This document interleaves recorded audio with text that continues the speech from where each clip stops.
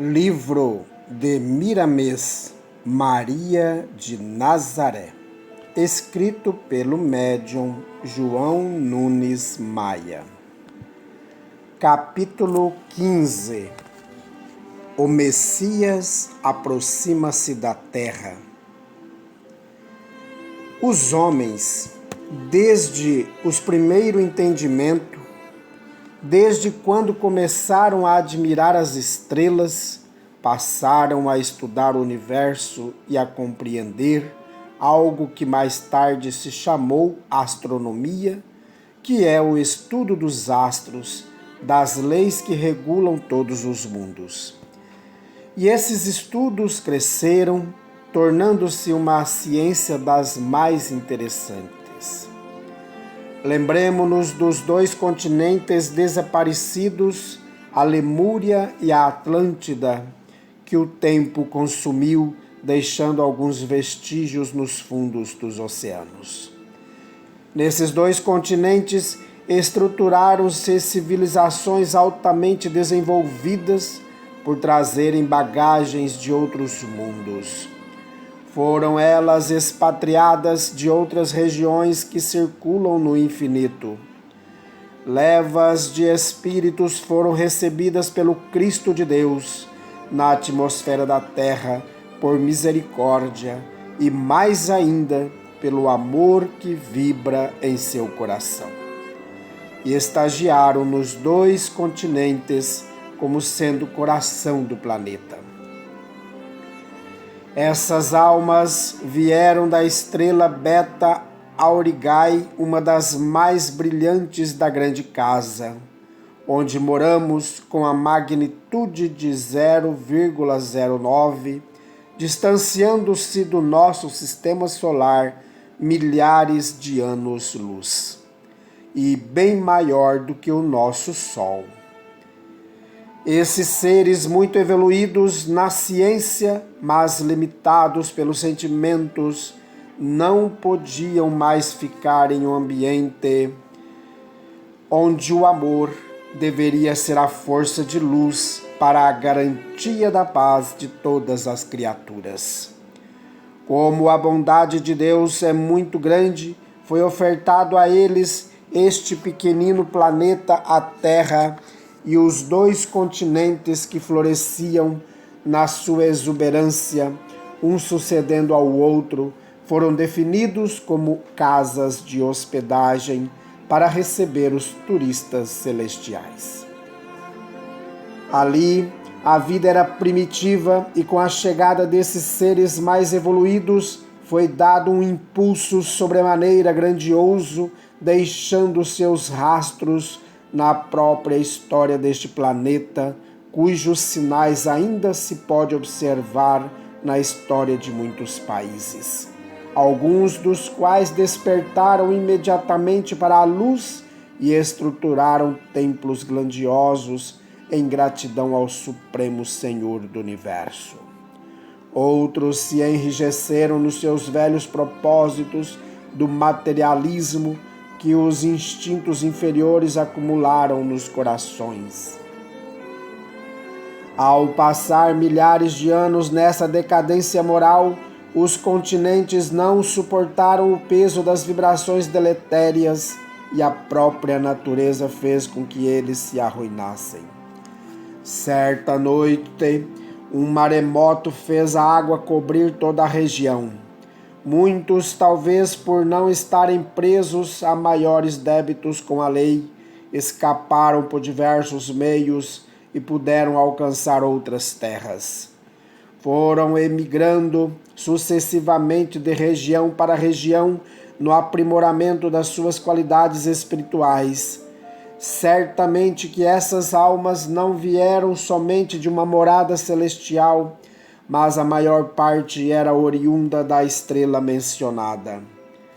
Expatriadas por sua rigidez e irreverência, petrificaram os corações no erro, entrando em decadência moral, fechando os olhos e os ouvidos, querendo enganar a própria consciência, como crianças que se escondem atrás da porta ao praticar um ato contrário às normas de um lar estruturado no amor. Encarnaram e desencarnaram tantas vezes quantas foram necessárias no aprimoramento pedido pela lei das vidas sucessivas. Alguns voltaram às suas pátrias de origem, outros ficaram por dever ou por amor e para tanto serviram muito à formação da moral, da política e da filosofia espiritual na Terra. Vemos os seus sinais na velha China, na Índia, na Indochina, na Assíria, Caldeia, Egito, Babilônia, Judéia, Grécia e mesmo em Roma. E aqueles espíritos de maior fulgor espiritual se reuniram, criando um império espiritual no Tibete, de onde era comandada a paz na terra. Depois, pela misericórdia de Deus, foram aportando os profetas em vários pontos da terra, mais intensamente no Oriente, fortificando os velhos ensinamentos e renovando antigos conceitos, e ainda mais trazendo a notícia de que viria à terra o Rei Maior, aquele mesmo que os recebera quando expatriados da sua estrela de origem. Muitas pessoas, mesmo homens de maiores conhecimentos, declararam que não existe vida em outros mundos, como se enganam. Não existe lugar algum no universo onde não esteja presente a vida. Tudo que se vê e mesmo que não se vê, vive obedecendo a determinadas leis criadas por Deus. Entretanto, vida humana semelhante à da Terra não existe em todos os planetas ou estrelas conhecidos. Às vezes é criado um sistema solar como o nosso para sustentar a vida humana ou semelhante em somente um dos planetas. Não que os outros estejam vagabundeando no espaço sem função divina. Todos estão entrelaçados no mesmo objetivo de aprimoramento. As almas vão passando de morada a morada na ordem em que estas se apresentam em condições de vida física. Quantas casas existem na Terra? Nem todas elas são habitadas. Entretanto, não deixam de ser úteis para a coletividade. Muitas são depósitos, outras esperam novos inquilinos, outras já estão em decadência e assim por diante. Esta é a mesma lei no cômputo universal.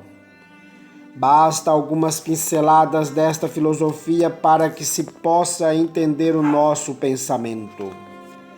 A história da terra que ora habitamos e trabalhamos com muito amor é muito antiga, estendendo-se a bilhões de anos, para observarmos a grandeza do Cristo antes que ela fosse, ele era, palavras suas contidas no próprio Evangelho.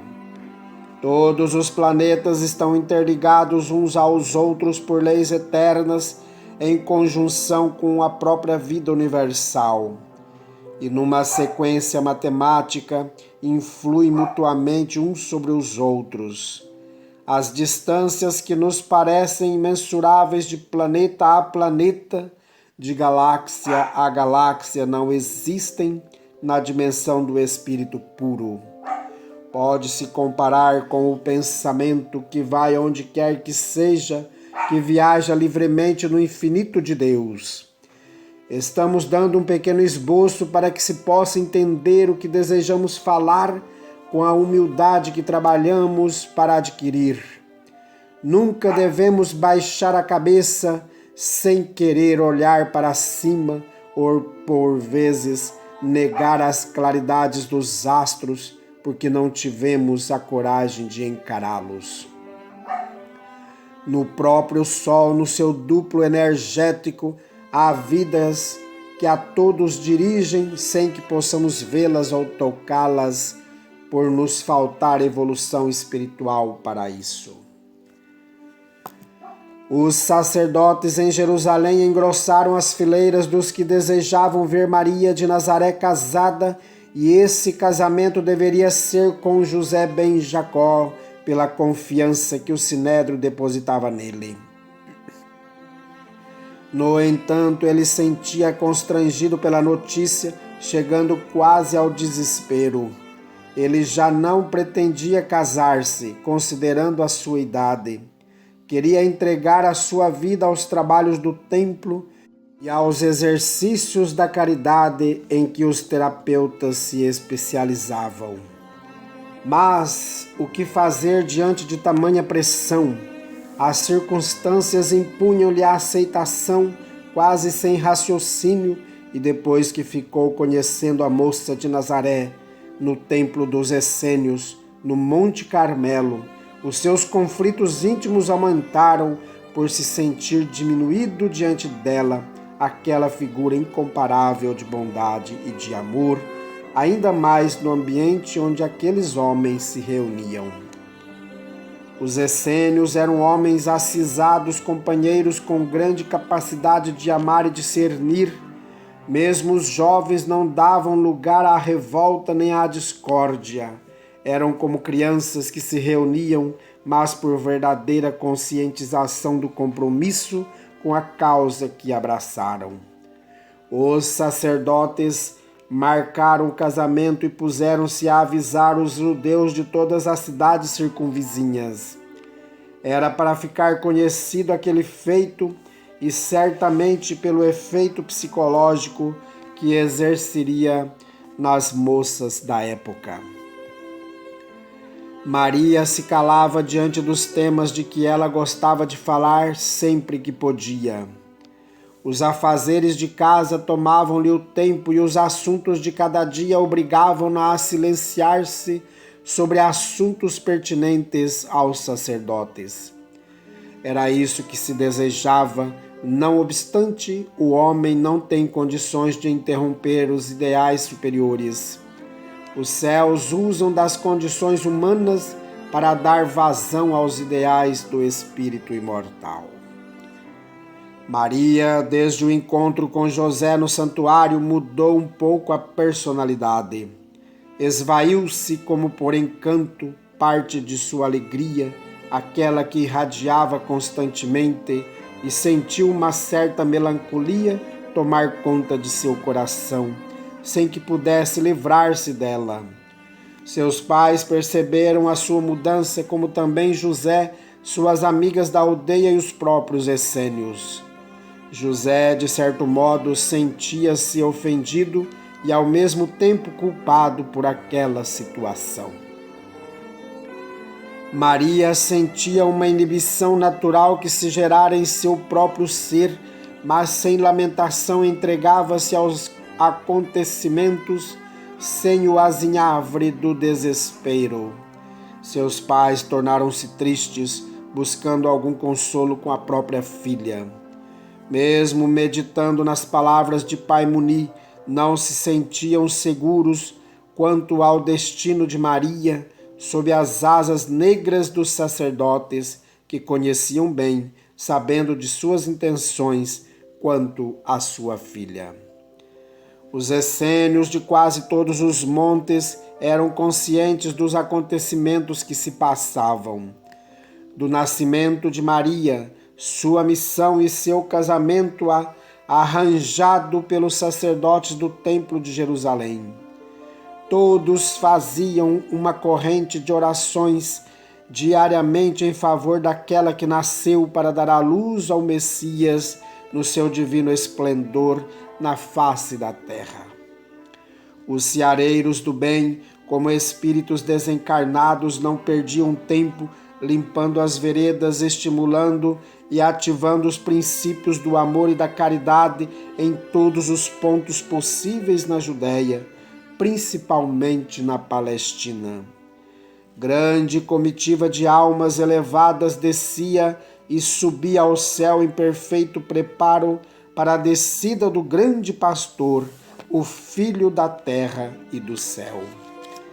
O Cristo de Deus já se encontrava nas proximidades do planeta, abençoando os roteiros, porque ele haveria de passar no esplêndido exemplo de serenidade e de mestre de todo o rebanho. Para que não haja prejuízo da sequência, devemos entender que ele deveria receber um biocorpo de estrutura altamente pura, mais perfeita sensibilidade nervosa. A sua aura confundia-se com a própria atmosfera da Terra, sentindo, como por encanto, todas as necessidades dos homens. Deixaremos de relatar os detalhes das cerimônias do casamento de Maria para não mais falarmos da inferioridade dos sacerdotes, procurando lembrar apenas os acontecimentos construtivos, aqueles que sempre nos educam e instruem. Devemos falar sempre dos valores do Espírito, pois a missão da doutrina dos Espíritos em qualquer lugar é ajudar, servir, perdoar em favor de todas as criaturas e não rememorar passados cheios de normas improdutivas e fatos desvinculados da fé e da sinceridade. Muitos essênios compareceram às cerimônias do enlace de Maria e José, e eles os reconheceram, permanecendo no silêncio, como era a norma daquela comunidade. Pai Muni não se fez presente, porque o corpo já se mostrava em certa decadência diante de esforços maiores. O rabino Azedam Moá também não compareceu por não se encontrar em condições para tal evento de maiores emoções para a sua vida, mas orou, pedindo a Deus pelo destino de Maria. O rabino manteve-se em expectativa durante todo o dia, cismando sobre a vida daquela que para o seu coração era um anjo. Ele já conhecia as manobras de todos os sacerdotes, sabia que os velhos lobos tudo faziam para o seu bem-estar próprio, defendendo os poderes do templo, porque assim defendiam a sua autoridade. O povo quase nunca era lembrado e quando era, buscavam dele o dízimo e outras doações sobre a alegação de que era para assegurar o céu e outras extravagâncias. O enlace matrimonial foi uma festa honrosa no esquema dos sacerdotes. Fora anunciado meses antes de maneira que pudesse encher-se o templo sagrado de pessoas de variadas raças. As portas famosas foram abertas ao público e os próprios romanos cooperaram com as autoridades religiosas no grande evento com centenas de soldados montando guarda para também examinar qual o sentido daquele casamento, se procedia de alguma rebelião contra a águia romana. A arca sagrada estava cheia de rolos amarrados com fitas de variadas cores, mostrando o carinho e o respeito àquela joia de Deus. As cortinas de linho puro feitas no templo pelas virgens mostravam a decência do grande salão, refletindo a harmonia das mãos que as fizeram. Vasos de flores enfileiravam-se em todas as direções, mostrando a pompa e a grandeza da casa do Senhor. Maria e José, em altares separados, esperavam as bênçãos do príncipe da sinagoga e as diretrizes dos sacerdotes. As doações continuavam a chegar para a satisfação dos deuses famintos que rodeavam o templo de Jerusalém. O dinheiro caía no gasofilácio sem parar e em muitos casos denunciavam as pessoas doadoras com barulho ensurdecedor. Maria de Nazaré permanecia muda. Para ela era como se estivesse em um deserto, esperando as ordens dos céus. José estava com os sentimentos abalados, Não sabia por onde começar a pensar. Não estava sendo dono da sua própria vida. Os sacerdotes se movimentavam ansiosos, como se fossem levar 2 ovelhas para o matadouro.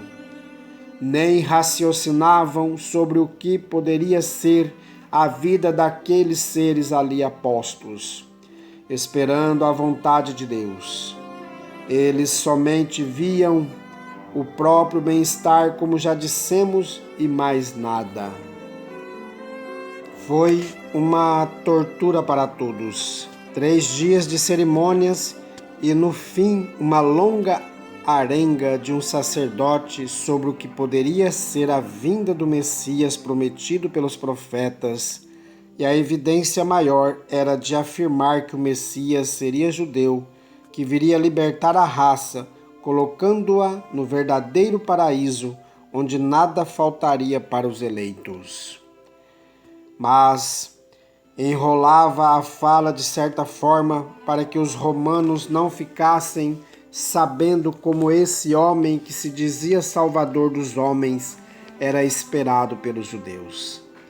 E sempre era acrescentado nos intervalos: ele virá, mas nascerá de uma virgem, para manter a pureza celestial em seu coração. Alguns centuriões ali presentes riam-se dessas afirmativas. Nascer de uma virgem. E até o governador da Judéia deu boas gargalhadas quando soube dessa história, narrada e repetida pelo sacerdote nos esponsais de uma nazarena. José de vez em quando olhava para Maria de soslaio, mas ao contemplar aquele porte respeitoso sentia-se envergonhado e diminuído. Não conseguia serenar a consciência, nem deixar livres os seus pensamentos sobre as coisas naturais da vida física. Estava em luta com grandes conflitos dentro do peito. Maria conservava-se linda e serena sem nenhuma perturbação. Somente meditava nas linhas dos acontecimentos. De vez em quando lembrava-se de Pai Muni e das suas conversas que verdadeiramente encorajavam o espírito em quaisquer embates da vida. Pai Muni era uma luz que iluminava todos os bons conceitos do mundo e estava sempre pronto para ajudar aos que sofriam. Estava tudo preparado para levar o casal para Nazaré, onde ficariam muitos dias recebendo pessoas e conversando coisas referente à missão do casal, preparando-se para os acontecimentos que certamente ocorreriam. Depois de passadas algumas semanas em Nazaré, José já não estava suportando o ambiente. Encontrava-se deslocado das conjunções espirituais daquela programação e Maria emudecera. Conversava o bastante para entender a vida familiar. Os seus pais, por vezes, se incomodavam com aquele mutismo da filha, uma vez que ela era uma comunicativa e falava de alta filosofia espiritual, de sorte a encantar até mesmo os sacerdotes. Quando os sacerdotes tiveram notícia do silêncio de Maria diante de tantas oportunidades que estava tendo de falar, acharam maravilhoso o esquema que montaram quanto ao casamento. A ideia era mesmo esta: silenciar a moça. José não tinha coragem de chegar perto da filha de Eli e Ana e, não suportando mais a pressão psicológica, partiu para o Monte Carmelo em busca do pai Muni e seus abalizados conselhos. Havia poucas pessoas em torno de pai Muni. Os essênios estavam revigorados nos seus trabalhos, pois estavam sentindo a chegada do Messias e não poderiam perder tempo. Ficara confirmada, localizada a sua futura mãe. Bastava agora fazer mais alguma coisa em favor do grande ser que pousaria na terra com a missão engenhosa de despertar os homens para a luz do entendimento.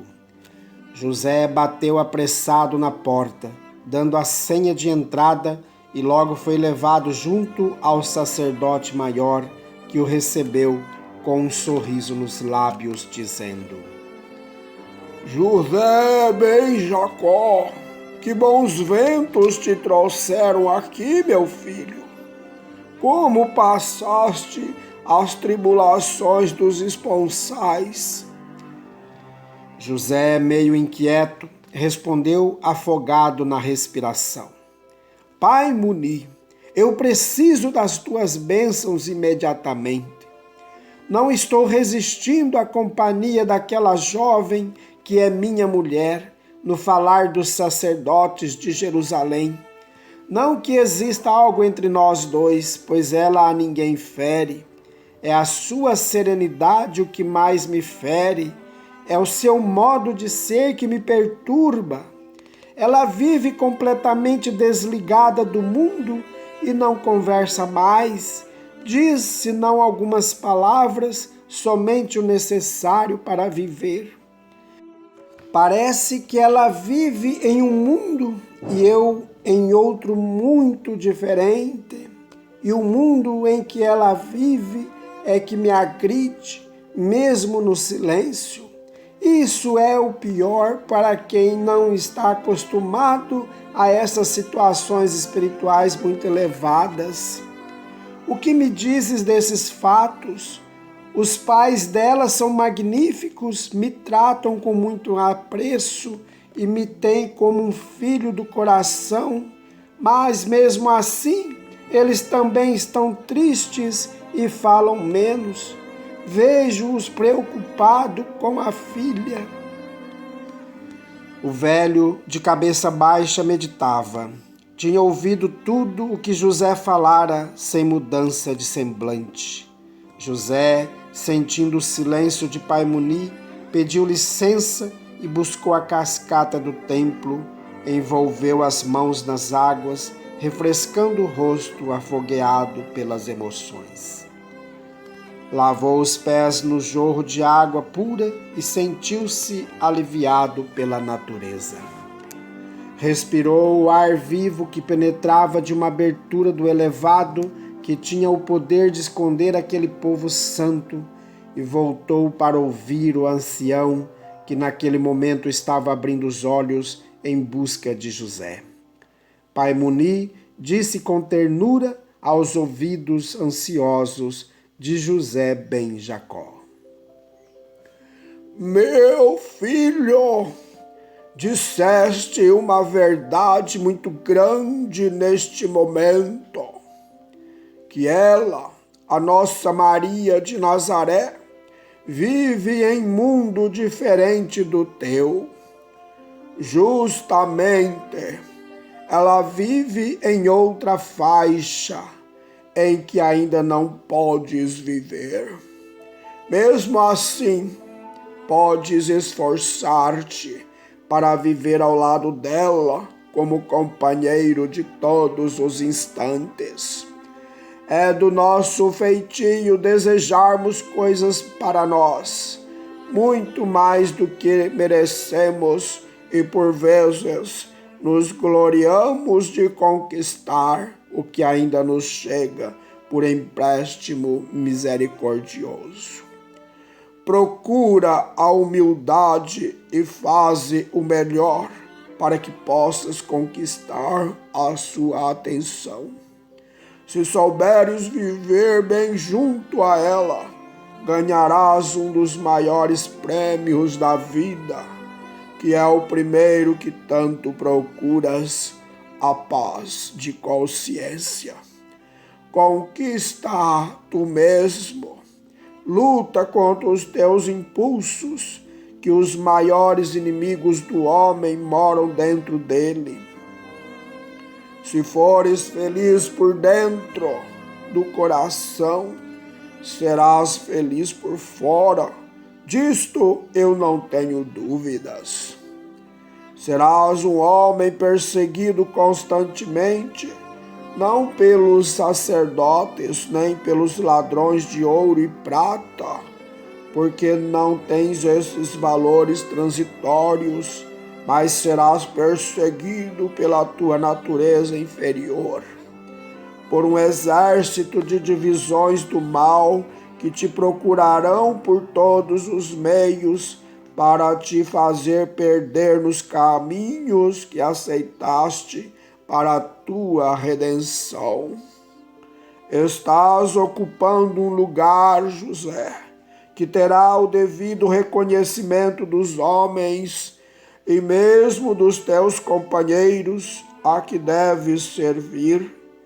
Isso para o teu coração é bom, porque estarás livres do ciúme e da inveja, do escárnio e mesmo de ser morto pelos perseguidores. Deus quer de ti uma boa companhia para essa mulher que Ele mesmo colocou ao teu lado. É hora de te redimires, meu filho, e redimir-te por amor à causa de Deus. Deves sentir-se feliz por teres sido escolhido para colaborar para que o Filho da Luz encontre meios na terra de servir com mais eficiência a todas as criaturas. Muitos desejariam o teu lugar, por verem nele a melhor das oportunidades de redenção, de dar sem exigir, de aprender na escola do dia a dia, de construir a sua própria consciência, limpando-a da sujidade milenar que a todos afeta. Quero te abraçar e desejar-te felicidade nos caminhos por onde andares. Nada deves temer, porque pessoa alguma te procura para tirar-te a vida, mas procura-te aquele que haverá de vir como estrela de primeira grandeza espiritual. Maria será assediada pelas investidas das trevas, pelo que sente e sentirá no coração como mãe de um ser que transcende todos os nossos ideais. Não estás ao lado dela por desfrutar das coisas da terra. É necessário que morram, José, os teus instintos inferiores, para que cresça em teu coração a luz de todas as virtudes celestiais. Se o tempo que usas não for aproveitado no sentido do amor puro, terás caminhos longos para percorrer, talvez sem companhias que te sirvam de reforço nos momentos de sofrimento. Nós te desejamos a paz, mas aquela que encontra no trabalho, a fonte de serenidade na vida reta. Todos os alimentos que a alma desejar ao ingressar para a vida na eternidade. Sê forte, meu filho, levanta-te e anda, para que o tempo não fique em vão. O teu dever te espera, e Deus há de te inspirar sobre o que deves fazer. José tudo ouviu na quietude que lhe pedia o coração, concatenando ideias e ordenando-lhe sentimentos. Em alguns momentos, lágrimas escapavam-se-lhe dos olhos agitados. Estava já, sem perceber, com as mãos de paimonia entre as suas, para beijá-las com reverência, e foi o que fez. Nada dizia, se falava era nas correntes sutis do silêncio. Lágrimas continuaram a correr de seus olhos, e naquele instante rememorou toda a sua vida, desde pequeno até naquele momento, e buscava para a frente o que poderia ser, sem nada ver ou sentir. Seu coração pulsava suavemente na harmonia da casa em que estava. Os olhos vivos de Pai Muni davam-lhe certa tranquilidade, onde as emoções foram transformadas em esperanças e fé. Pai Muni, com os olhos fixos em José, como um pai que protege seu filho, com a luz dos sentimentos elevados, disse com ponderação: José ben Jacó, sabemos que és da linhagem dos reis Davi e Salomão, que estruturaram e fizeram um grande templo de Jerusalém, para ali ser adorado o grande Deus de Abraão, de Jacó e de Isaque. Mas, na verdade, todos nós, sem exceção, somos da linhagem do Todo-Poderoso, com os mesmos direitos e deveres diante da natureza humana e divina. Ser desta ou daquela raça, meu filho, não corresponde a grandezas espirituais, se essas grandezas não forem conquistadas, subindo de degrau a degrau, derramando o suor do próprio esforço. Todos nós somos dignos do salário a que fizermos jus. A justiça nos diz, no profundo do ser, que nada recebemos de graça. Herança de qualidades não existe. Existe sim daquilo que acumulamos na nossa consciência. Os valores são individuais e não os perdemos com o sopro de simples ventanias. Deus nos deu tudo para que possamos construir os nossos próprios destinos. Procura voltar para a frente das lutas que os céus te confiaram e não recues, porque a covardia é sinal evidente de ignorância. E todo covarde se atrofia em caminho no pouco que tem no coração. Não deixes que a vida te faça voltar para o recomeço, que os meios serão piores e mais dolorosos. O arrependimento é o consolo do homem, mas chega tarde e é sempre prenúncio de sofrimentos terríveis. Entendamos as mãos para a frente, para alcançarmos o trabalho pela caridade e pelo amor, porém sempre sentindo que é um dever. Se tu não podes consorciar-se pela carne, consorcia-te pelo Espírito, porque nessas linhas de vida receberás a libertação espiritual que tanto buscamos mesmo na profundidade da consciência e na inconsciência. Já sou um homem idoso, sem as forças que vibram em teus braços e pulsam no teu coração. No entanto, os problemas não encontram ninho em minha mente, nem frutificam em minha língua. Perdoa-me se estou dizendo de mim, todavia, meu filho, quero e peço a Deus que te dê forças para usar as próprias deficiências, transformando-as em forças vivas para a tua ascensão. Se o destino te fechar algumas estradas, procura as variantes. Se alguém te negar um copo de água, pede-o em outro lugar. E se não o encontrares, viaja com sede, mas nunca deves ficar imóvel por encontrar embaraços no caminho. José não imaginava o tanto que receberia daquele ancião que ele aprendeu a amar com todas as suas forças e respeitar com toda a dignidade. Pensou em voltar imediatamente em busca de Maria e servir-lhe com o que pudesse ser útil, tirando do pensamento as coisas transitórias e alimentando somente as ideias elevadas, onde a sua consciência se sentisse feliz. Despediu-se com humildade, tomando o caminho para casa. Estava um pouco aliviado internamente e o compromisso chamava para que enfrentasse seus deveres. Pai Muni, devagarinho, deu uma volta no templo, pôde observar algumas estrelas a faiscarem nos céus.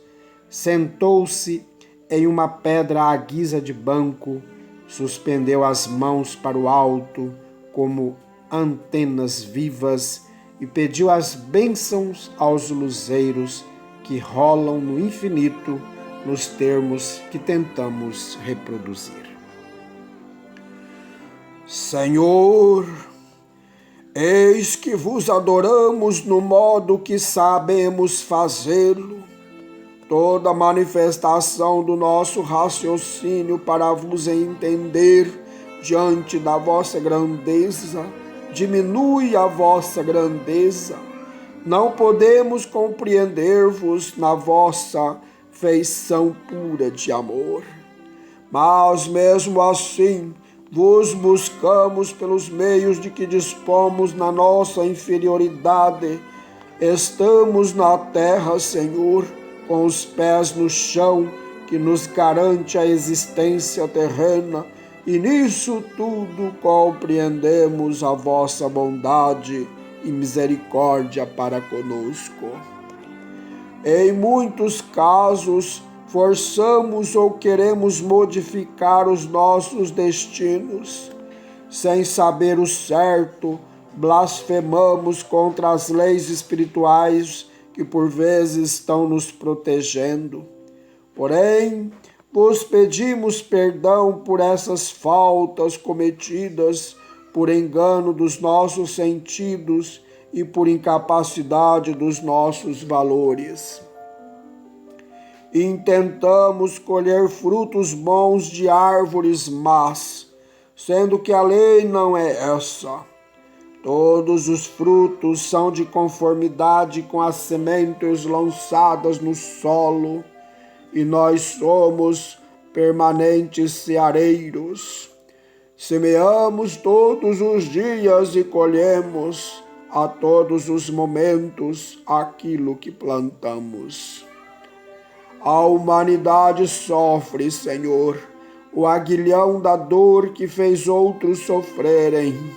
Entretanto, nem todos ignoram as vossas leis espirituais, e se alguns dos homens pregam e vivem o amor, a caridade e não se esquecem da fraternidade entre seus iguais, alimentamos uma esperança, que é essa anunciada pelos grandes profetas que surgiram em todos os tempos. A vinda do Salvador do mundo, com a sua corte de anjos a pousar na terra e dela fazer um céu onde todos deveremos ser felizes. Sentimos o entrave da humanidade, aquele que a faz errar o caminho da paz, a ignorância. Todavia, confiamos na chegada do mensageiro divino para nos ajudar a compreender os desígnios da suprema luz do universo e da harmonia que poderemos desfrutar, mesmo vivendo na terra, entre as guerras fratricidas e as incompreensões humanas. Aqui vos pedimos, Senhor, que possamos compreender-vos em todos os passos que porventura dermos na existência que nos prende ao mundo.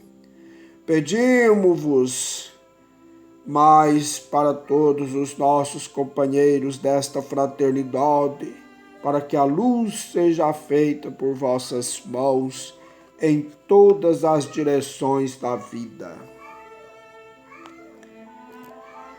Uma intensa luz começou a brotar no peito do ancião e a purificar todo o ambiente.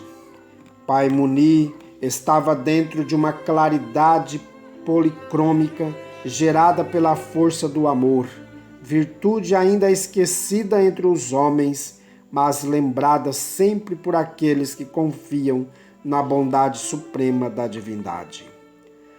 José chegou à casa de Eli e Ana, todo modificado. Sentia no coração alguma coisa diferente. Era como se os seus sentidos tivessem sido revisados pela força espiritual do velho Muni. E o seu ânimo avançava além das fronteiras que podia alcançar. Procurou Maria e a encontrou trabalhando em tear simples e parecia ouvir a harmonia da própria vida. Ana estava concentrada em seus afazeres de casa e Eli saíra em cumprimento dos seus deveres fora do lar. José cumprimentou sua mulher com delicadeza e esta respondeu com alegria ao seu afeto. José sentiu que Maria estava mais bem-humorada, no entanto, a consciência lhe pedia: trabalha. José instalou sua banca de carapina, limpou suas ferramentas, juntou alguma madeira que correspondesse ao seu labor e daí a pouco se ouvia o barulho da enxó aparelhando uma peça, ainda que sem ter para ela uma finalidade determinada. José já sentia necessidade de conversar com Maria, de ouvir a sua voz, mas ainda não dividia com ela a intimidade do ambiente conjugal. A aproximação um do outro haveria de ser lenta para não haver violência de sentimentos, e a época impunha essa regra, ainda mais à Virgem que tinha prestado serviços no Templo de Jerusalém.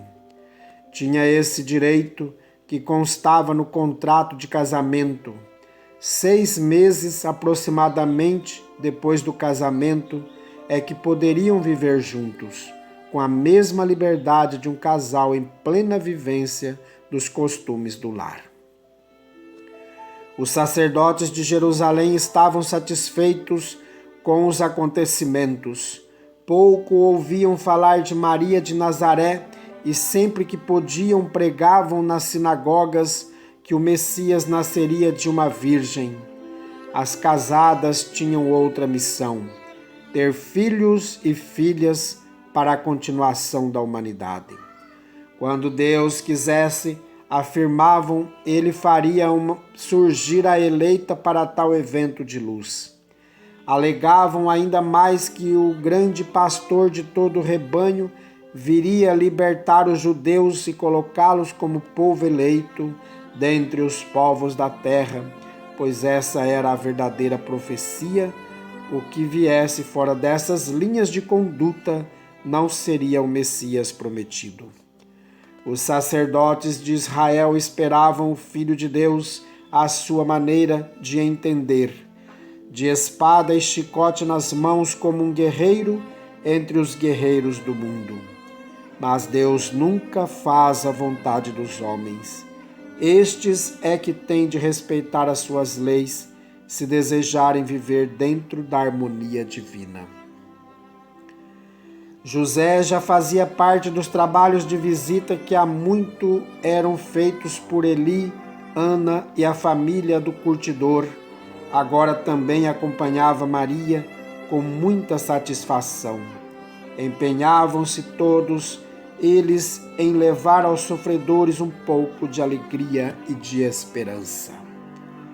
A vida corria sem novidades, as próprias visitas ao singelo lar que eram constantes diminuíram após o casamento de Maria com José. 3 meses após o casamento, muitas coisas mudaram. O próprio José modificou o comportamento e as suas atitudes eram antes bem pensadas. Já se ouvia o cantarolar de Maria, lembrando poemas que aprendera no Templo de Jerusalém. Eli e Ana ficavam alegres em constatar o contentamento da filha. José era como que um hóspede que participava do convívio dos familiares com aquele impulso no coração de ajudar em qualquer tarefa que lhe competisse fazer. Maria, em uma noite tranquila, após o dia em que os trabalhos davam mostra do dever cumprido, percebeu que os sentimentos estavam alterados.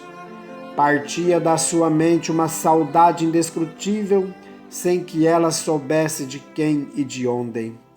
Olhou em torno de si e parecia vislumbrar alguém que a acompanhava. Quis ficar a sós. Entretanto, a saudade perdurava, mas uma saudade suave que lhe trazia um estado compensador, como uma alegria permanente.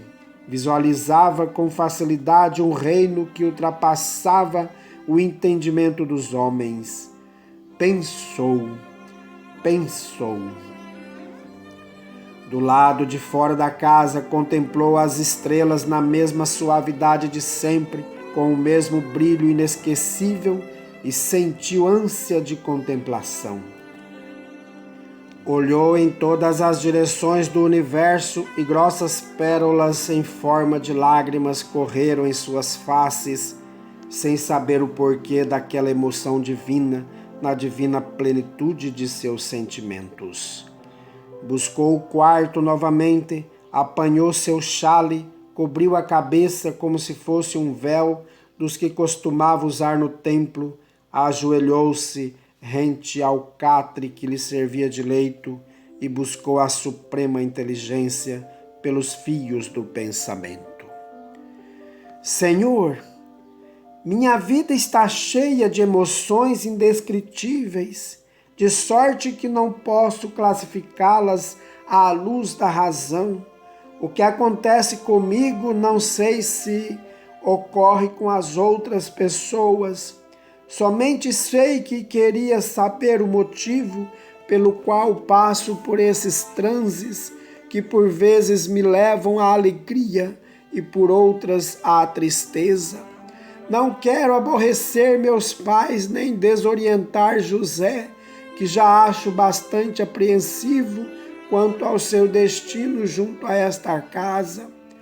Vejo e sinto mudança em mim. Perdi aquela vivacidade, aquele entusiasmo por tudo, extraindo de tudo mais alegria e mais vida. E agora somente observo e me esforço para não ficar indiferente às coisas. Sou tomada de melancolia que me leva até a mudez, sem que eu saiba o porquê. Sinto que isso é uma tortura, se não para mim, para os que me acompanham. Entrego a minha vida em vossas mãos. Fazei de mim segundo a vossa vontade, para que tudo se cumpra na perfeita ordem do universo. Abriu os olhos, notando que o quarto estava tomado de claridade diferente, acentuada na extensão do leito. Apurou os ouvidos e pôde registrar um canto como que de gratidão ao Supremo Senhor do Universo.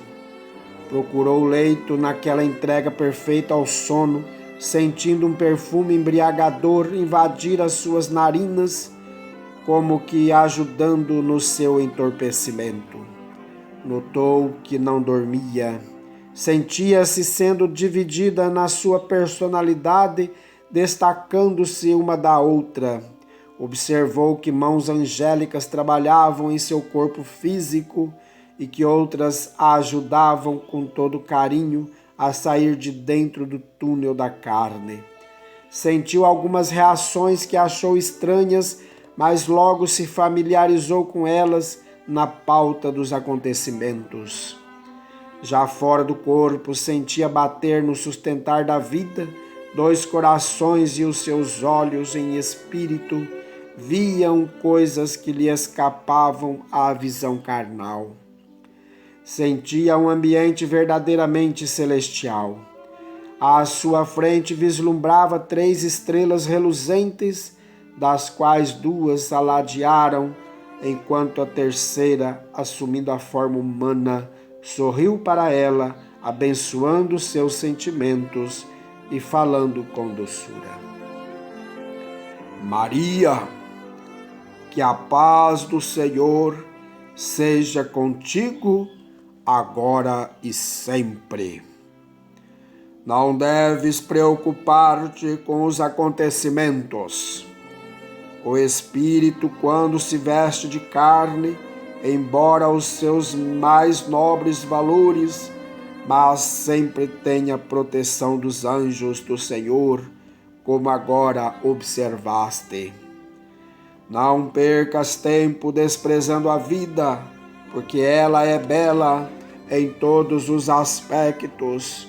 Aproveita nas diretrizes estabelecidas por Deus, cujos caminhos bem conheces.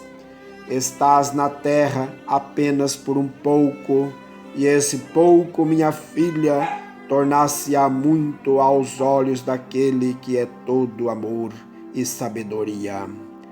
Não podes te esquecer dos compromissos assumidos antes de te vestirdes de carne no mundo das formas. Ser-te-á dado tudo em favor do bem que deves semear nas leiras da consciência, sem te preocupares com o crescimento do plantio, por isso pertence ao Senhor. Passa servindo, sem esqueceres o amor. Passa abençoando, sem esqueceres o perdão. Passa sorrindo, sem esqueceres a gratidão. Estamos sob a dependência de Deus, porém, Ele deixa que cumpramos o nosso dever, que é parte nossa nos servindo da conquista das nossas qualidades espirituais. Nunca pretendas desfazer-te daqueles que te cercam, sejam eles quem forem. Todos somos peças de luz para uma claridade maior. Eis que és bendita entre todas as mulheres, por teres sido escolhida para receber em teu seio a luz da vida de todas as criaturas da terra. Não des um passo para trás. Vê o infinito, para que possas caminhar infinitamente pelo bem de todos os seres, exemplificando todas as belezas celestiais. Serás o símbolo para todas as mães da terra e guia de todas elas naquilo que existe de mais sagrado na natureza humana, dar a luz.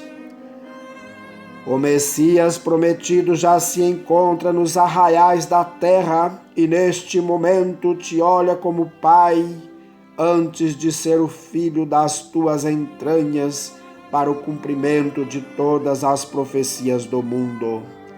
Já se encontra anunciado e até os ventos falam dele por onde passam. Os animais dão parecer de que ele vai chegar e as plantas distribuem sinais da sua vinda, enriquecendo os celeiros com abundantes frutos. Sei que compreenderás e entregarás a tua vida para que ele viva e cumpra o dever maior como determinou o Senhor do Universo. Espera e trabalha, confia e alimenta a esperança. Faze do teu amor a força indispensável para a tua proteção e a do teu Filho amado, que estaremos contigo em todas as lutas empreendidas. Sê feliz. Maria desfazia-se no planto das emoções elevadas que sempre fortalece o coração. Olhou para a cama, viu seu corpo de carne ressonando suavemente e viu saindo da sua cabeça física um delgado cordão da cor das estrelas ligado à sua cabeça pensante. E isso fazia com que sentisse os dois corpos ao mesmo tempo. Quis perguntar àquele que lhe aparecera naquele instante, dando-lhe instruções sobre a sua vida e a sua missão, mas já não precisou. Compreendeu logo o significado de todo aquele engenhoso mistério da vida, pois tinha a certeza palpitante em seu coração de que a morte nunca existiu. O Espírito, em forma de estrela, sorriu para Maria no mais profundo sentimento de fraternidade, e os três foram se desfazendo como por encanto. Maria, assim o desejando, reassumiu o corpo físico, lembrando-se de tudo que havia ocorrido. Depois ficou horas a fio meditando no que ouvira em corpo astral, e aí então dormiu serenamente. Na verdade, o que parecera sono foi uma saída em corpo espiritual, o que é conhecido como desdobramento consciente. As três luzes de Deus, depois que deixaram Maria dormindo, foram em busca de José, que não podia conciliar o sono, virando-se na cama de um lado para o outro. Balbuciava alguns cânticos do velho pergaminho, recitava salmos que sempre lhe traziam paz espiritual, mas nada de sono. Estava tomado por ideias fixas sobre a sua vida e a de sua mulher Maria.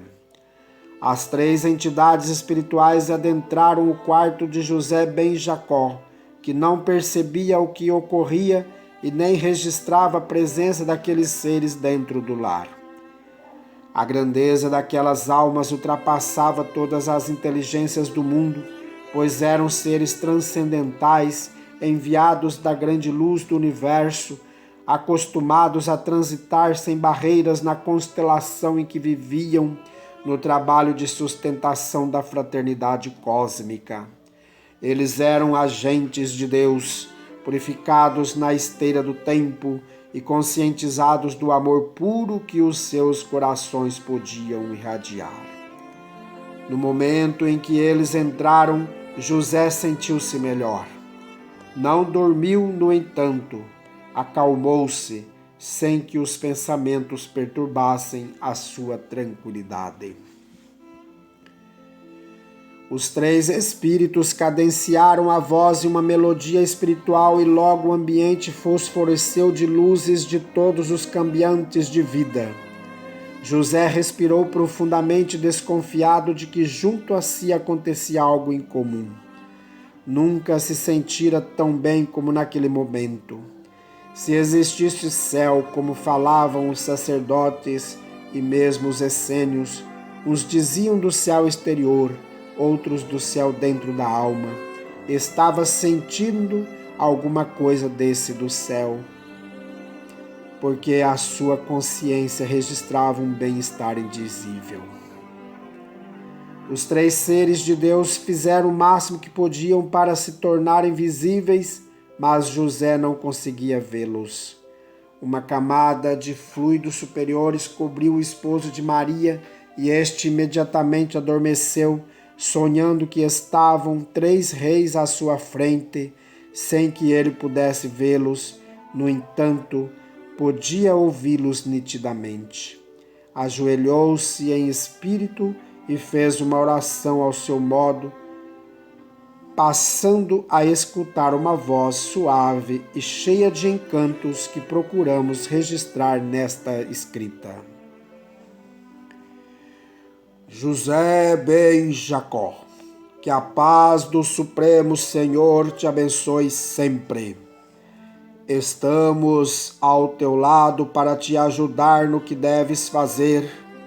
É do nosso conhecimento que no mundo há muitos que podem fazer o que teu trabalho. Todavia, o chamado está endereçado ao teu coração. Deves aproveitar toda essa oportunidade, porém ela não significa ajuda de ti para Deus. Ao contrário, é Deus quem te auxilia pela caridade que recebes neste momento. Se souberes receber a atitude que deves tomar, é muito séria no tocante à tua educação.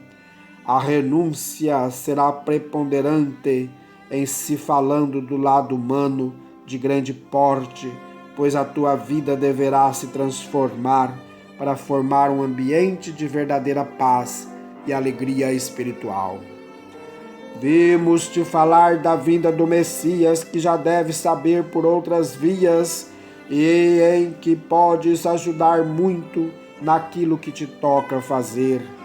Ajusta o teu comportamento, começando pelas ideias, reformando a tua conduta nos moldes do bem em todas as circunstâncias.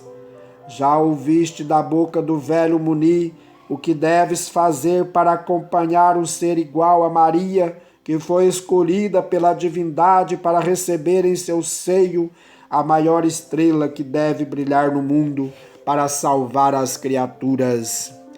Cumpre o teu dever diante das tuas obrigações. O restante virá por acréscimo nos momentos decisivos. Aumenta a fé em teus passos e nada exijas em teu favor. Cuida de todos os teus sentimentos e disciplina todos os teus impulsos, porque somente o amor, aquele que emana do coração de Deus, pode nos libertar das atividades errôneas que o mundo oferece. Nada exijas para a tua satisfação pessoal. Oferta tudo o que tiveres por amor.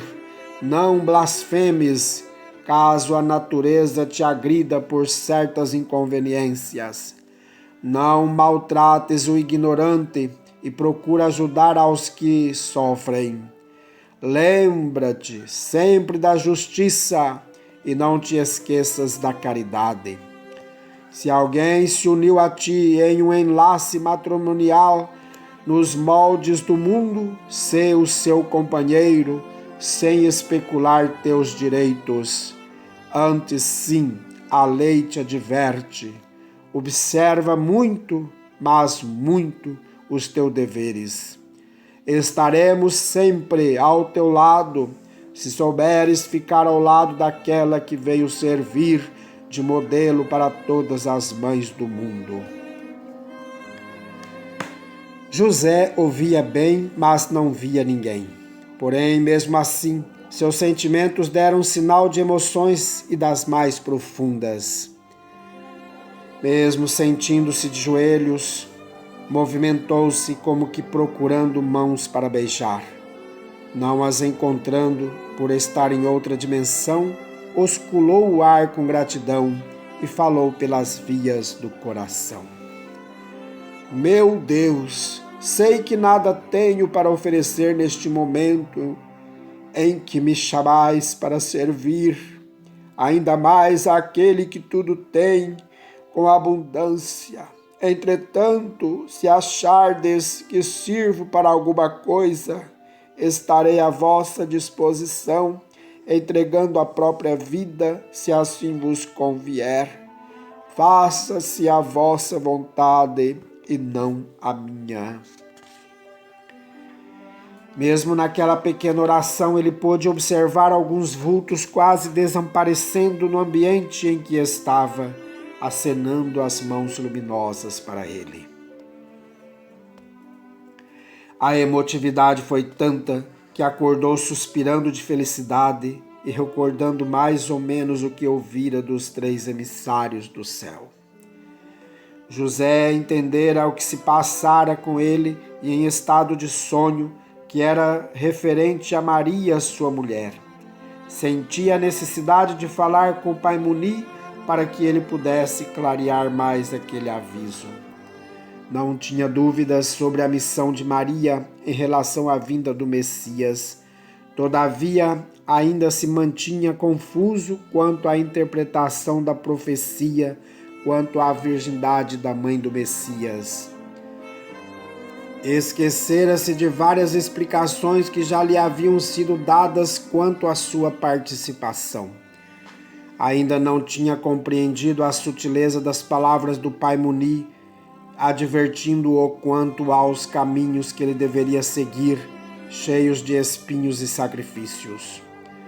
Uma frase que deveria ficar muito viva em José, dita pela boca de Pai Muni, passou a despercebida quando este assim se expressou: se não podes consorciar-te pela carne, consorcia-te pelo Espírito, porque nessas linhas de vida receberás a libertação espiritual que tanto buscamos, mesmo na profundidade da consciência e na inconsciência. Há uma barreira quase intransponível do espírito à alma, a não ser que esta se encontre em um estado evolutivo muito grande, de sorte a facilitar as transmissões dos próprios pensamentos e pela visão certificar-se de todos os fatos, como ocorreu com Maria de Nazaré e em certos casos com Pai Muni. Eli e Ana foram igualmente avisados em sonho da vinda do Messias prometido. Toda a população de Nazaré ouvia nos ares a canção da chegada do grande ser. Os pássaros redobravam seus cantares, as árvores demonstravam seu contentamento pelos frutos multiplicados, os animais sentiam-se mais alegres nos campos, as estrelas tinham outro brilho no céu. A fraternidade essênica que já tinha acolhido em seu seio e práticas as profecias dos maiores profetas, como Elias, Eliseu, Isaías, Samuel, Jonas, Jeremias e Ezequiel, estavam na escuta dos primeiros sinais da descida do Divino Senhor. Nas cavernas do Monte Moabe já se liam as tábuas da lei no original, escritas pelas mãos de Moisés, o que já era um sinal evidente de que o Salvador se aproximava da terra, com seus braços estendidos a proteger todo o mundo.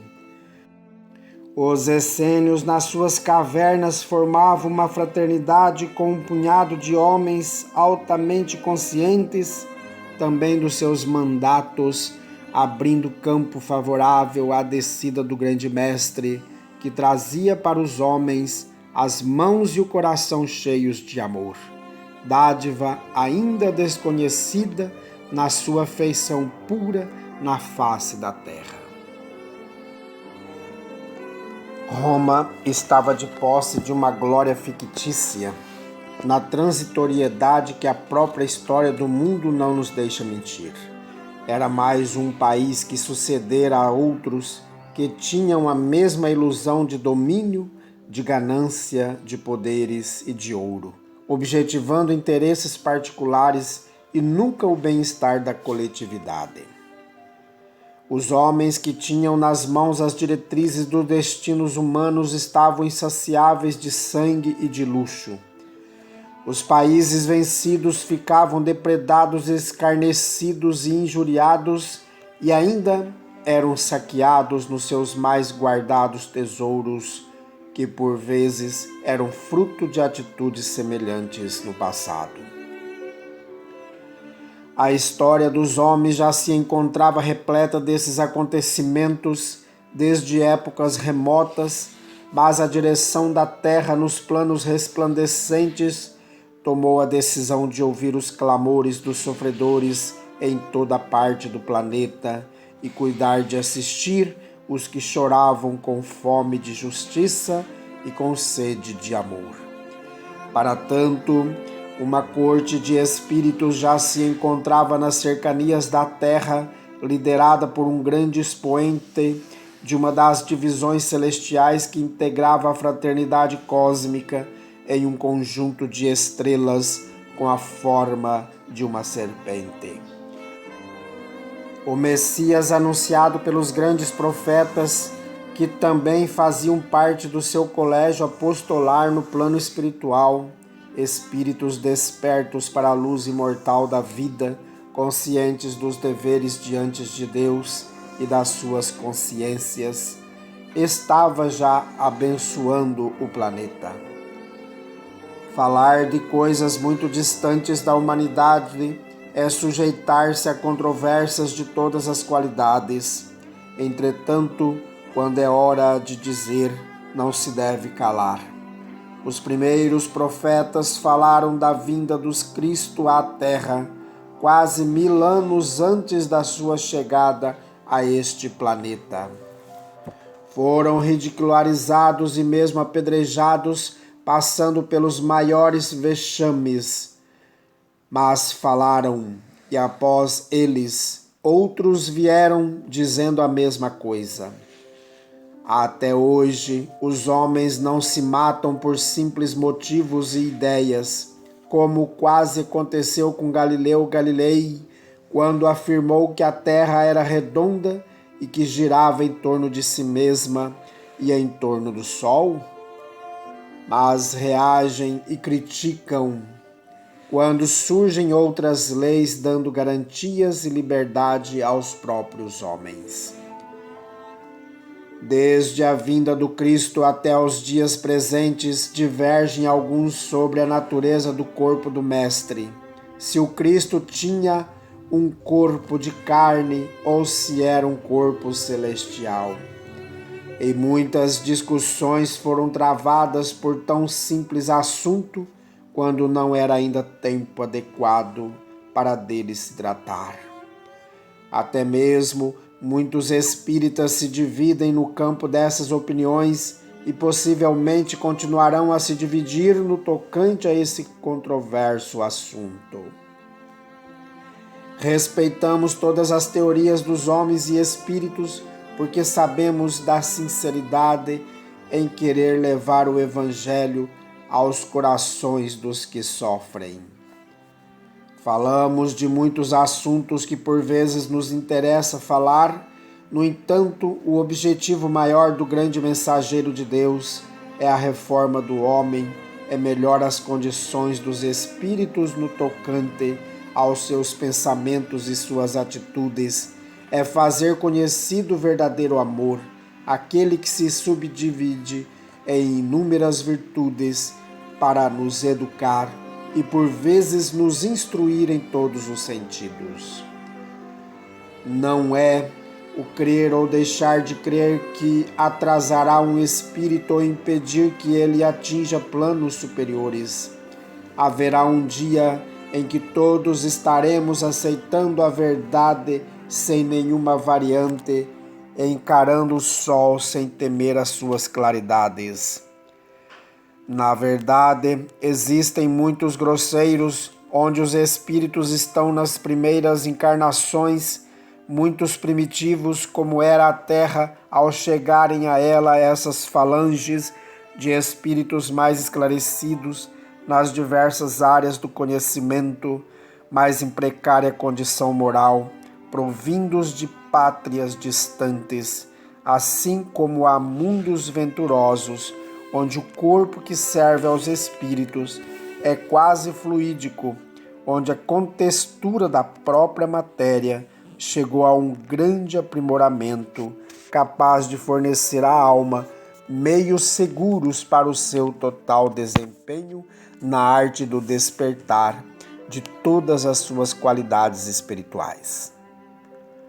Certamente, existem leis em todos os mundos de acordo com as suas evoluções, mas essas leis nunca se fecham. São as mesmas para todas as criaturas. Cada um respeita essas regras de acordo com a evolução própria já atingida. Podes notar mesmo na Terra certas leis respeitadas por uns que para outros não têm valia, como, por exemplo, os sinais de trânsito. Para determinadas autoridades, elas perdem o valor. O sinal vermelho para um veículo presidencial não tem significação, uma vez que outros critérios passam a ocupar primeiro plano.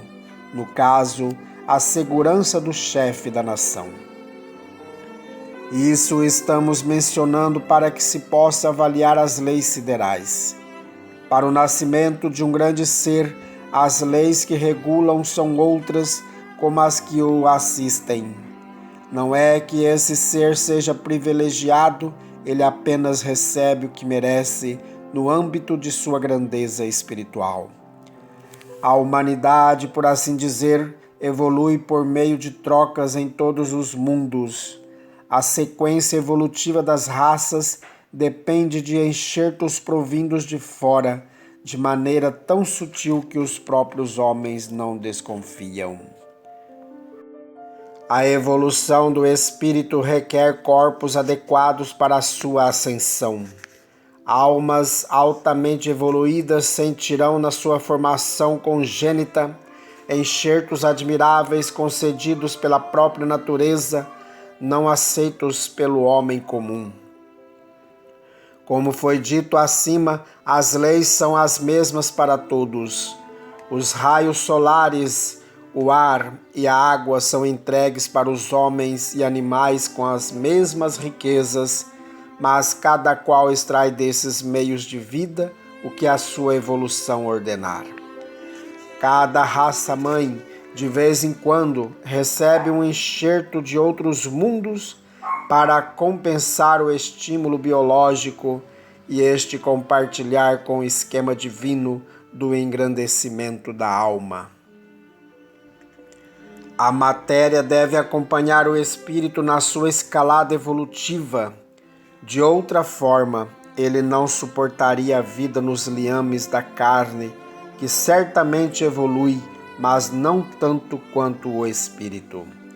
Já em determinada faixa evolutiva, a ascensão dos seres espirituais já acordados para a luz tem maior rapidez, visto que a própria vida lança mão de todos os recursos para acompanhá-los e dentre eles se encontra essa troca de valores de que estamos tentando falar. Uma chama divina que se move em um corpo de um animal, o que faria ligado a um complexo humano? É a mesma coisa que ligarmos corrente elétrica de baixa voltagem para acionar um motor de elevada potência e este pôr em movimento uma máquina. Ocorre inversamente com um espírito de altas vibrações, como no caso de Jesus, ao ser internado em um corpo físico de um ser humano comum. Este não suportaria as correntes vibratórias dessa alma e poderia até desintegrar-se no momento de ser concebido. Basta um pouco de raciocínio para percebermos, certamente, que isto não é derrogar as leis. Estas é que cedem às conveniências, mudando suas ações de acordo com a evolução da alma. Os altos instrutores da humanidade já fizeram várias experiências nesse sentido, enxertando raças humanas como se fossem uma espécie híbrida, como no caso que se faz com os animais e plantas na Terra. A diferença é que na Terra o híbrido não dá continuidade à raça. No caso espiritual, o híbrido tem a mesma fecundidade, com valores altamente proliferadores. Como um corpo puramente físico poderia suportar um espírito de alta pureza espiritual como o Cristo? As próprias leis físicas nos dão essa explicação. Correntes de alta voltagem somente podem passar em fios apropriados. Um espírito da qualidade do Cristo não suportaria uma permanência em corpo de carne e osso qual o comum. Ele se dissociaria imediatamente, mesmo na sua formação congênita. Por outro lado, as vibrações da Terra são tão pesadas e densas que não existem condições para um corpo fluídico permanecer os anos que o Mestre viveu entre os homens. Mesmo espíritos de considerável elevação, cuja vibração se assemelhe aos que reencarnam neste globo, a não ser com um preparo muito grande, paciente e demorado, podem nele permanecer por muito tempo, atuando em favor dos homens. Hoje, pode-se dizer que não existiram equívocos nas teorias, se as podemos chamar de teorias, quanto ao corpo de Jesus, por sabermos como os próprios homens que matéria é a acumulação de fluidos e que os fluidos são matéria dispersa. Fluidos e matéria se confundem na grande ciência da vida infinita. Não se deve perder tempo em discussões improdutivas sobre uma ciência que ainda escapa às deduções humanas. A verdade é relativa e se revela de acordo com a evolução dos homens e espíritos. O verdadeiro sentido que nos interessa mais na vida e vinda de Jesus à Terra é a sua imortal mensagem aos homens a fim de os libertar da ignorância. Essa mensagem, na sua profundidade, significa amor. Ainda estamos nos debatendo para compreendermos esse amor e certamente vamos levar muito tempo para aprendermos a amar os nossos semelhantes. Os espíritos que reencarnam na Terra, mesmo os mais evoluídos, ainda não suportariam um corpo nas linhas do corpo do Mestre dos Mestres. As verdades ficam escondidas nas dobras do tempo, mas sempre chegaremos lá para descobri-las. Negar sem analisar não é justo e, em muitos casos, o raciocínio dos homens é fraco para encontrar a realidade. Os espíritos que discutiram a respeito do corpo de Jesus, muitos deles, já no mundo espiritual, sentiram o que perderam de tempo ao quererem manifestar as suas próprias ideias como verdades absolutas e estão querendo voltar à Terra para trabalhar em silêncio e, por vezes, sem o currículo da ciência e do autodesenvolvimento intelectual, barreiras difíceis que, em muitos casos, impedem a chegada do amor ao coração. Quantas páginas é necessário escrever, gastando-se um tempo enorme a fim de se levar o leitor a certas conclusões. Isso quando se leva. Entretanto, como descrever a vida de Nossa Mãe Santíssima, da Mãe de Jesus, sem descrever o seu nascimento, a sua formação e os seus poderes? Moramos em uma galáxia onde pululam bilhões de astros e a vida esplende em todas as direções. Nesse universo, se assim podemos dizer, existe uma fraternidade cósmica na sua infinita extensão, de que participa o nosso Mestre, que fez nascer na Terra o Evangelho. Um punhado, se não uma síntese de leis universais que regulam e dirigem todos os mundos.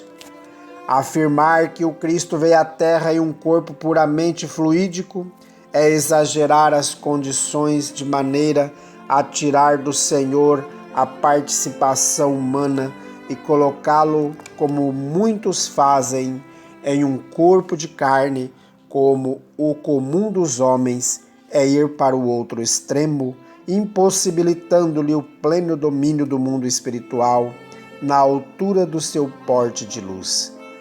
Ele é, pois, o caminho do meio das futuras gerações. Teve um corpo híbrido, mas de alta vibração moral e espiritual. E é nesse sentido que passamos a conversar com os homens com o maior respeito para com a nossa Mãe Maria Santíssima e para com o maior de todos os espíritos que desceu à Terra, aquele que ela gerou sob as bênçãos de Deus, o Messias prometido. Caberia ao assunto um espaço bem maior que merece ser considerado em condições especiais. No momento, compete-nos meditar e assimilar os conceitos valiosos da fala dos Espíritos que circundaram Maria de Nazaré como enviados do Senhor, seareiros da verdade, assim como os exemplos do próprio Mestre e sua estimada Mãe, que seremos gratificados.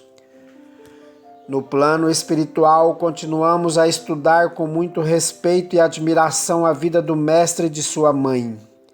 Cada vez que meditamos sobre esses dois luminares, somos tomados por uma paz indescritível.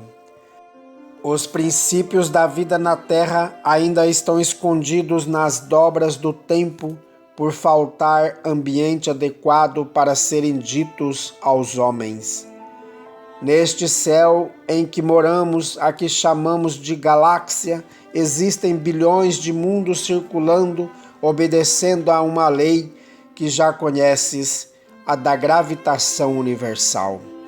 Essa lei, em verdade, é filha do mesmo amor tão repetido no Evangelho, que segura os mundos por mãos invisíveis e sustenta a harmonia de tudo o que existe.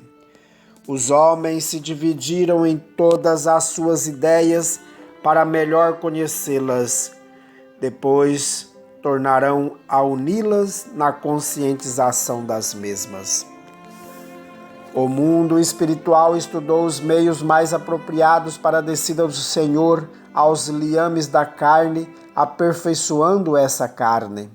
Como? Hoje se pode analisar o que é feito na própria ciência com a inseminação nos animais e mesmo nos seres humanos.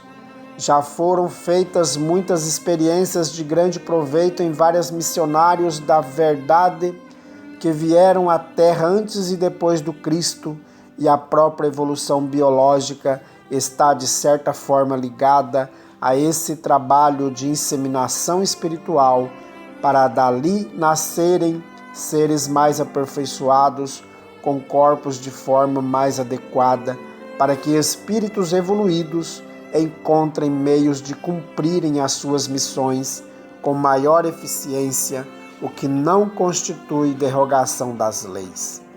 Quem poderia afirmar que uma lei foi revogada? Quem lhe conhece o limite?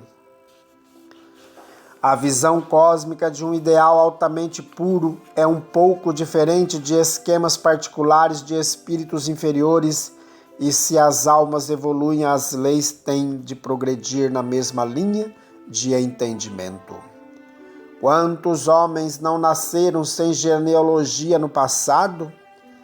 Na verdade, afirmamos que no futuro continuarão a nascer. As experiências estão sendo feitas e serão realizadas à luz do entendimento.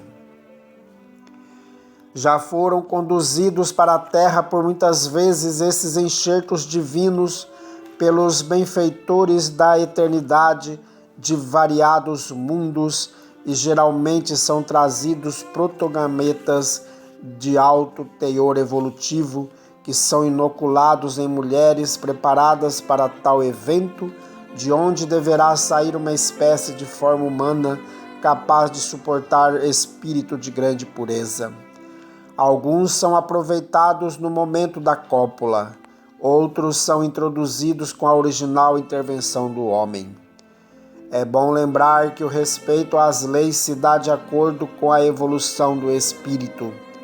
Não se pode afirmar que no caso de Jesus Cristo foi desrespeitada a lei da genética e da moral, a dos homens, já que o homem pouco conhece e vive da moral elevada para falar dela.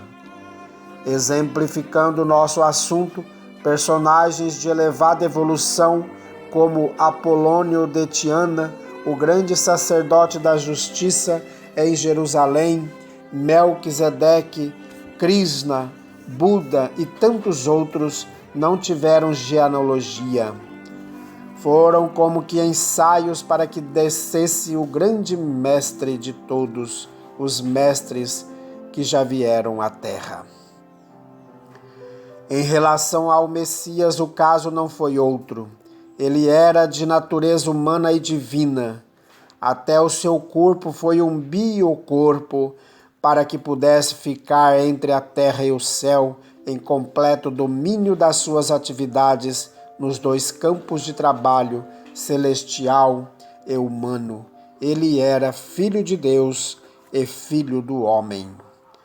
Como sabes, há mundos de naturezas variadas, mundos quase fluídicos, onde a humanidade já alcançou a libertação da agressividade da matéria bruta, através da lei das vidas sucessivas e vive quase somente em espírito.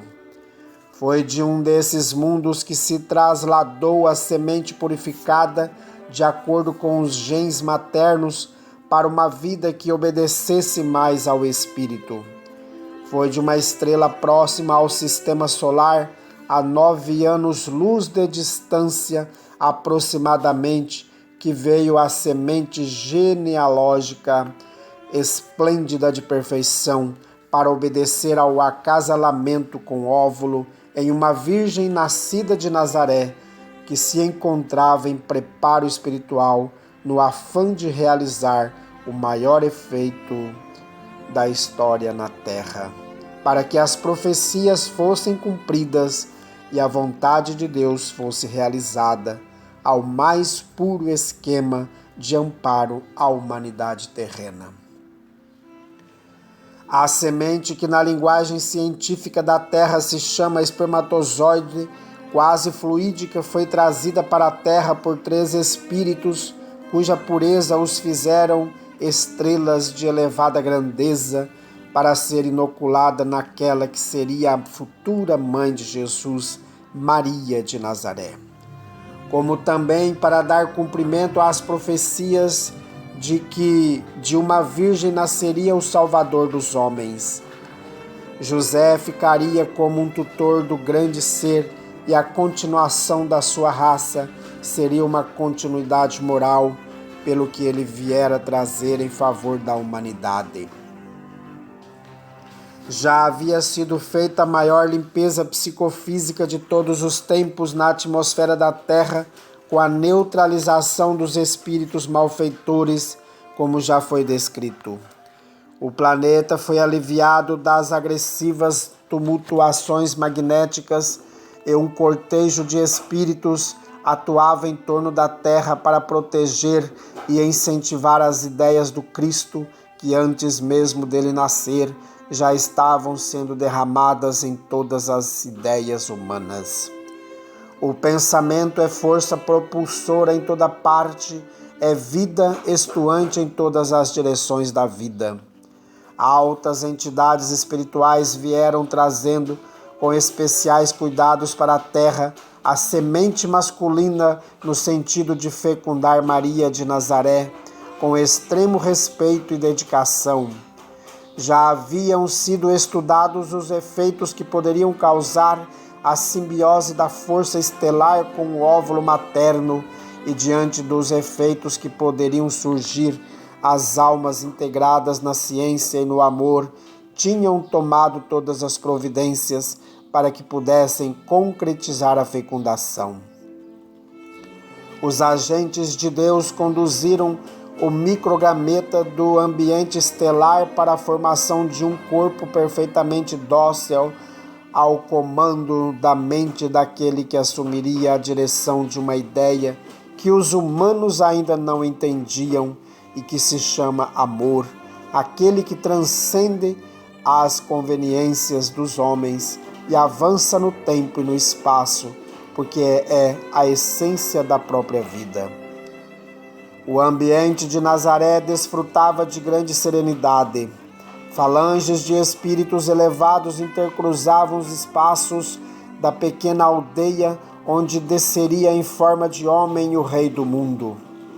Os seareiros do bem, que há muito tinham iniciado os trabalhos de limpeza espiritual na Palestina, regozijavam-se de alegria por sentir o fruto dos trabalhos que realizavam em nome de Deus. Maria encontrava-se no seu leito, onde tudo denunciava a harmonia. Alguns antigos escritos dos profetas foram lidos naquela noite. Ela estava quase dormindo quando pressentiu a entrada de vários luminares da eternidade. Um deles trazia nas mãos luminosas algo que também irradiava uma luz intensa, uma microvida de difícil observação. Com toda a ternura que um santo pode manifestar, aproximou-se e colocou-a no ninho uterino de Maria pelas portas engenhosas dos recursos divinos, com os quais somente os arcanjos de Deus sabem lidar. O campo gerador de vida de um amontoado de células sobrepostas com o dinamismo peculiar às coisas vivas perdeu o caráter de matéria e passou a manifestar uma aglomeração de claridades indescritíveis. Via-se o microgameta tomar a direção do ovário pelas vias das trompas e, à medida que ele avançava, deixava um rastro de luz no caminho percorrido. Uma luz brilhante contornava sua cabeça e derramava-se pela cauda irrequieta que parecia acenar para aqueles que o trouxeram. Maria foi envolvida por uma sensação divina entrecortada de emoções não menos elevadas, como se estivesse ouvindo uma música dedilhada por artistas das estrelas. A harmonia da sua mente era uma conquista de sua consciência em deveres retamente cumpridos na esteira do tempo. O ovário, mostrando-se ocupado, sensibilizado pela mente instintiva de Maria, recebeu ordens e fez cumpri-las, rompendo-se como por encanto e desprendendo por lei da natureza um microvolume ovalado que mostrava por dentro um núcleo de coloração pálida, seguido por uma matéria transparente. Envolvendo-o uma chama ligeiramente avermelhada que lhe dava vida como se fossem pés, conduzindo-o ao encontro do que seria o espermatozoide estelar. Era um espetáculo grandioso, esse da natureza ao mesmo tempo humana e divina. Aos nossos olhos espirituais, quando assistimos a fecundações semelhantes de seres espirituais elevados, notamos que em cada qual muda o panorama, mas os principais traços são os mesmos. À medida que se dava a aproximação dos dois elementos da vida, intensificava-se em ambos a vibração, como se fossem altas correntes elétricas, correndo pelos fios de uma estação geradora e redistribuindo-se para todas as ramificações que lhes cabia beneficiar. Nessa aproximação, sob a visão espiritual, notava-se como que minúsculos tentáculos nascendo do óvulo à guisa de braços, como também no microgameta, dando-se a simbiose espiritual.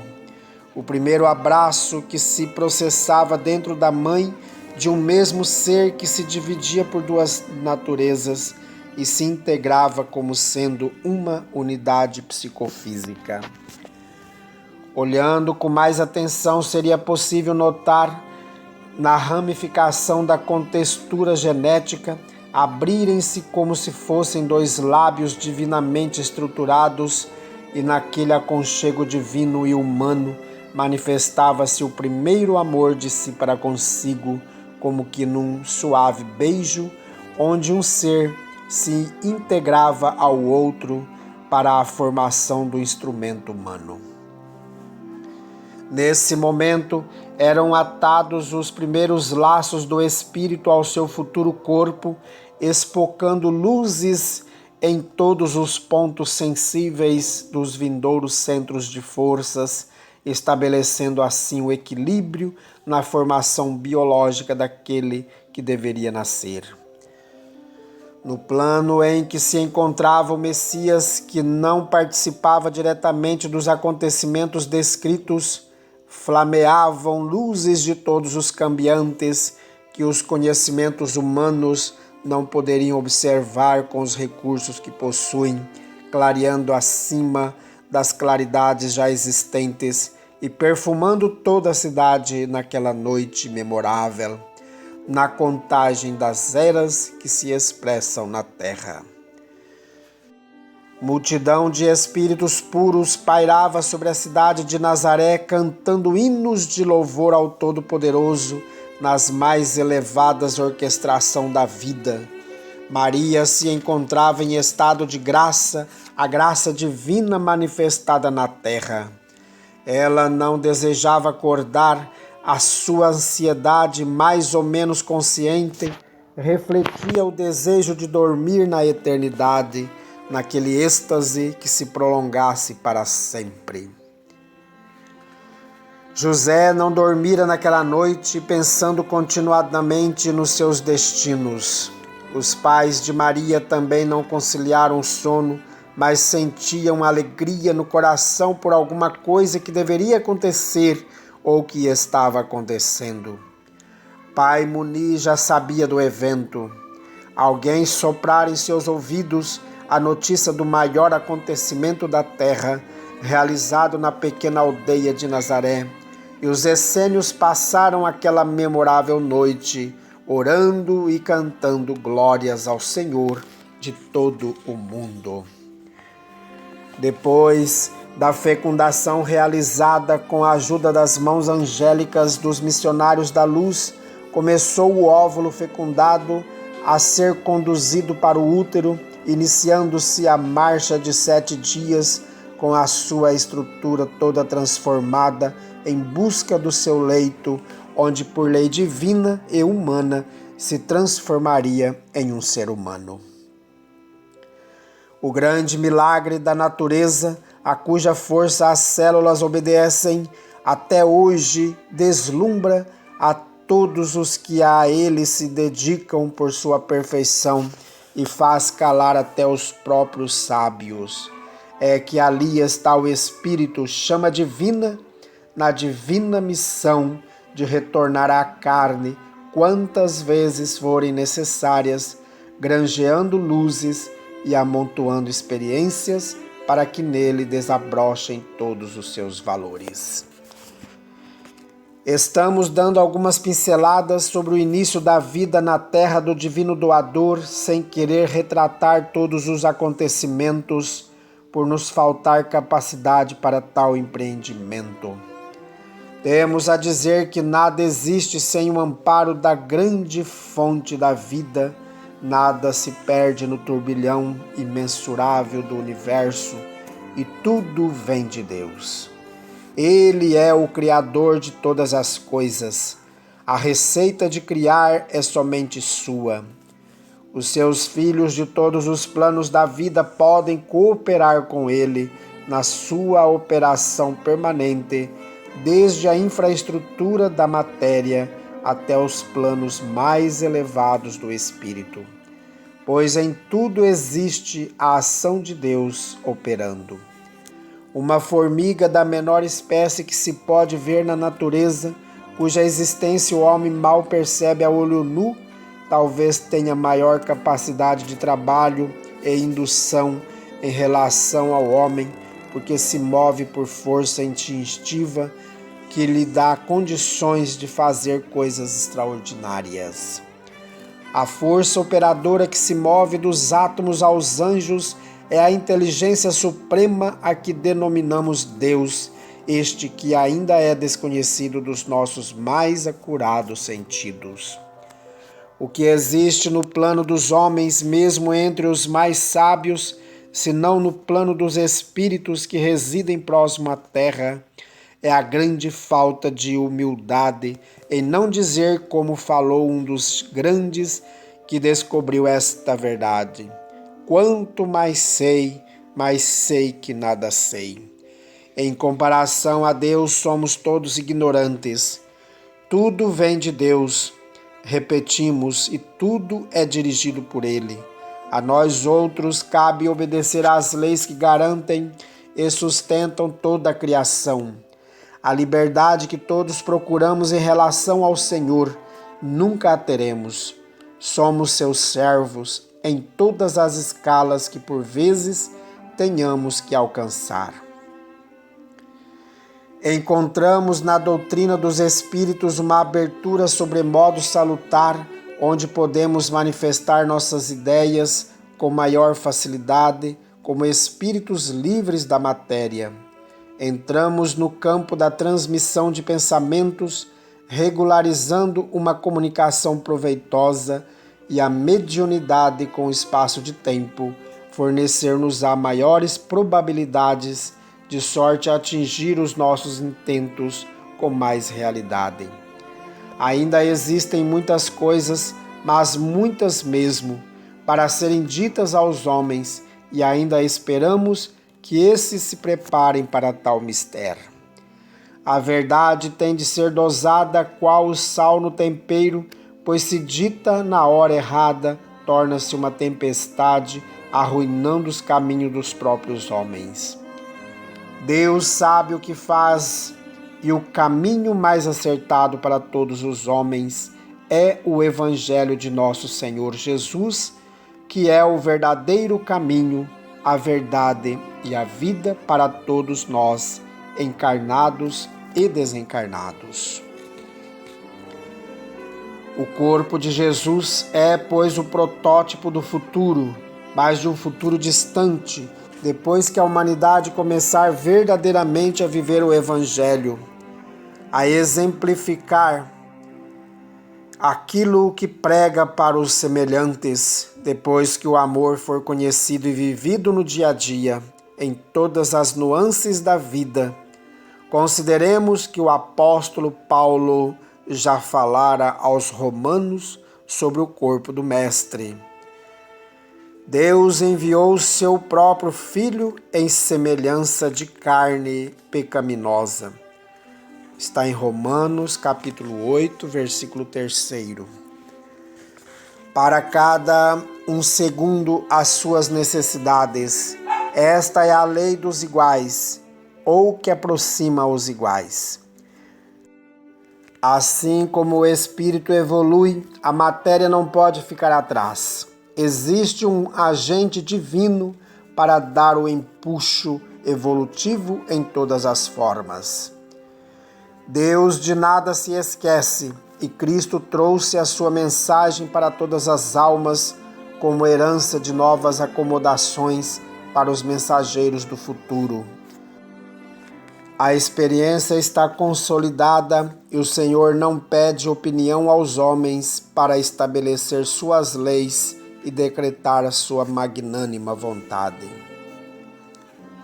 Os essênios do Monte Hermon, na aldeia do Líbano, os do Monte Ebate, na Samaria, os do Monte Carmelo e Tabor, na famosa Galileia, os dos Montes Quarentena e de tantos outros, espraiados no velho mundo, todos se encontravam na expectativa do nascimento do Divino Senhor, daquele ser que viria florescer os corações e dar impulso ao progresso em todos os sentidos.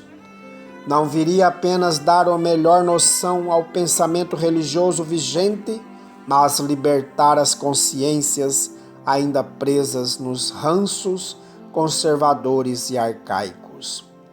O nascimento do Cristo não era um simples acontecimento como muitos pensaram. A sua singela descida abalou a terra.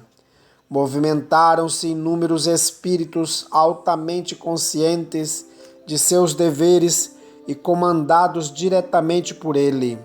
O Messias se materializando na terra para que a humanidade pudesse sentir mais de perto a presença de Deus, o Deus Todo-Poderoso, que falaria pela sua boca. O Cristo era o Verbo que se tornaria carne entre os homens.